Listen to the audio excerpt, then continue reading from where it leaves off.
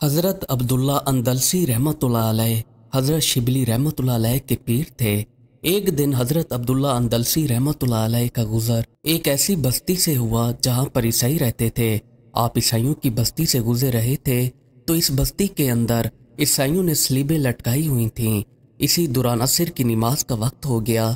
फिर आप वज़ू की गर्ज से कुएं के ऊपर चले गए। यहाँ पर आप जैसे ही पहुँचे तो आपकी नज़र एक लड़की के ऊपर जा पड़ी। आपका सीना वहीं पर खाली हो गया। फिर आपने अपने मुरीदैन से फरमाया कि मैं इस लड़की के पीछे जा रहा हूँ, आप लोग अब वापस जा सकते हैं। आप रहमतुल्लाह अलैह के जो मुरीदैन थे वो वहाँ पर रोते हुए कहने लगे कि हमारी शेख साहब को क्या हो गया, ये तो अल्लाह के वली हैं और ये एक लड़की के पीछे दीवानावार होकर जा रहे हैं। ये कोई आम शेख न थे, ये वो शेख थे जिन्हें 1 लाख हदीस याद थीं और कुरान पाक हिफ्ज़ था और इन्हीं की वजह से सैकड़ों मस्जिदें आबाद थीं। इनके मुरीदैन काफ़ी जगहों पर फैले हुए थे जो इनकी पैरवी करते थे। मुरीदैन दोबारा शेख साहब से कहने लगे कि आप हमारे साथ चलें, आप इस लड़की के पीछे न जाएं। तो शेख साहब फरमाने लगे कि तुम लोग वापस चले जाओ, अब मैं आप लोगों के साथ नहीं चल सकता। फिर आप इस लड़की के पीछे चले गए। इसके पीछे जाकर पता करवाने लगे कि ये कहाँ पर रहती है। इलाके वालों ने बताया कि ये एक नंबरदार की बेटी है। आप रहमतुल्लाह अलैह फिर इस नंबरदार के घर पहुंच गए। यहाँ पर जाकर आपने इसके वाले से फरमाया कि क्या आप अपनी बेटी का निकाह मुझसे करवा सकते हैं। उसके वालिद ने कहा कि हम आपको इतना नहीं जानते हैं, आपको कुछ अरसे तक हमारे पास रहना होगा। जब तक आप दोनों में मुवाफ़क़त हो जाएगी तो हम आप दोनों का खुशी खुशी निकाह कर देंगे। फिर लड़की के बाप ने एक और शर्त रखी कि आपको हमारे सूवरों का रेवर भी चराना पड़ेगा। शेख साहब इस पर भी राजी हो गए और कहा कि मैं आपके सूवरों का रेवर भी चराया करूंगा। फिर आप रहमतुल्लाह अलैह ये रेवर लेकर जंगल में चराने के लिए चले जाते थे और शाम होने तक वापस लौट आया करते थे। मुरीदैन जो इनकी हालत देख चुके थे, ये जैसे ही वापस पहुंचे तो यहाँ पर आकर इन्होंने अपने बाकी साथियों को शेख साहब का किस्सा सुनाया।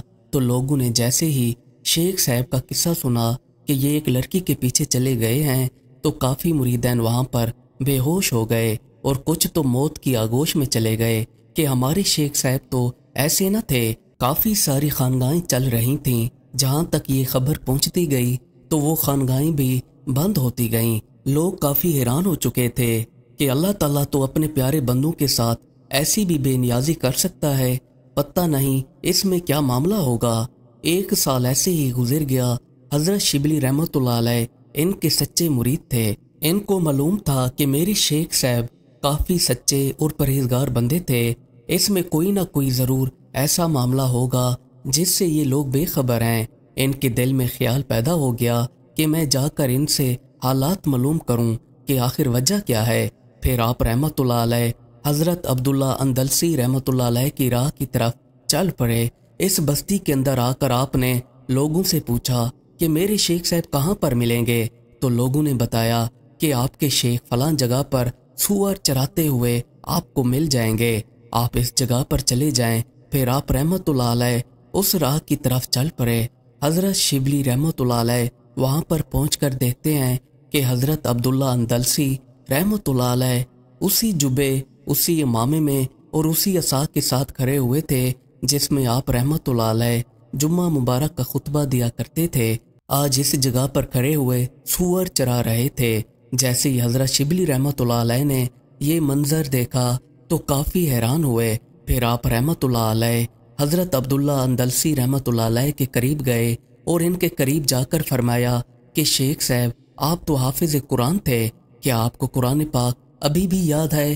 तो आप रहमतुल्लाह अलैह ने जवाब दिया कि मुझे कुरान पाक याद नहीं रहा। फिर आप रहमतुल्लाह अलैह ने पूछा कि क्या आपको कोई आयत याद है। तो जवाब दिया कि हाँ, मुझे एक आयत याद है। फिर इन्होंने आयत पढ़कर सुनाई जिसका तर्जमा कुछ यूँ है कि जिसे अल्लाह जलील करने पर आता है तो उसे इज्जतें देने वाला कोई नहीं होता। हज़रत शिबली रहमतुल्लाह अलैह ने जैसे ये आयत सुनी तो हैरान हुए कि इनको एक आयत भी वही याद है जो कि इनके हालात से मुताबिकत रखती है, जबकि ये पूरे का पूरा कुरान पाक भूल चुके थे। फिर हज़रत शिबली रहमतुल्लाह अलैह ने आपसे फरमाया کہ हज़रत आप तो हाफिजुल हदीस थे, क्या आपको हदीसें याद हैं? तो आप रहमतुल्लाह अलैह ने जवाब दिया कि मुझे सिर्फ एक ही हदीस याद है। फिर आप रहमतुल्लाह अलैह ने फरमाया कि कौन सी हदीस आपको याद है? हज़रत अब्दुल्ला अंदलसी रहमतुल्लाह अलैह ने जवाब दिया कि जो दीन को बदल दे उसे कत्ल कर दो। जैसे ही हज़रत शिबली रहमतुल्लाह अलैह ने ये अल्फाज सुने तो रोने लगे। फिर इनके साथ ही हज़रत अब्दुल्ला अंदलसी रहमतुल्लाह अलैह भी रोने लगे। किताबों में लिखा गया है कि हज़रत शेख अब्दुल्ला अंदलसी रहमतुल्लाह अलैह रोते रहे और साथ ही ये फरमाते रहे कि अल्लाह, मैं तो आपसे ऐसी उम्मीद नहीं रखता था कि मुझे इस हाल में पहुंचा दिया जाए। आप रोते रहे और साथ ही ये फ़िक्रा बार बार दोहराते रहे।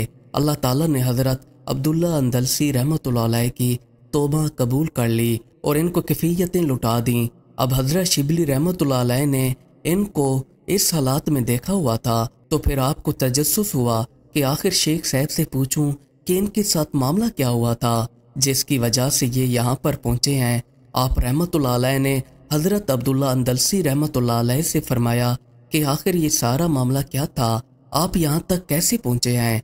हज़रत अब्दुल्ला अंदलसी रहमतुल्लाह अलैह ने फरमाया कि मैं बस्ती में से गुजर रहा था तो यहाँ पर मैंने ईसाइयों की सलीबें लटकी हुई देखीं, तो मेरे दिल में ख्याल आया कि ये कैसे कम अक्ल लोग हैं, कैसे बेवकूफ़ हैं जो अल्लाह ताला के साथ किसी को शरीक करते हैं, जबकि अल्लाह ताला तो लामहदूद और बड़ा बुजुर्गी वाला है, जिसने किसी को ना पैदा किया है ना किसी ने उसको पैदा किया है। वो हर चीज़ से पाक है, ना ही इसको नींद आती है और ना ही इसने किसी को जना है और ना ही इसको किसी ने जना है। बिला शक वो बहुत ही बड़ा अजमत वाला है। अल्लाह ताला ने मेरी इस बात को पकड़ लिया कि अगर तुम ईमान पर हो तो क्या ये तुम्हारी अक्ल की वजह से है या मेरी रहमत की वजह है? ये तुम्हारा कोई कमाल नहीं है कि तुम मेरी रहमत के साए में हो।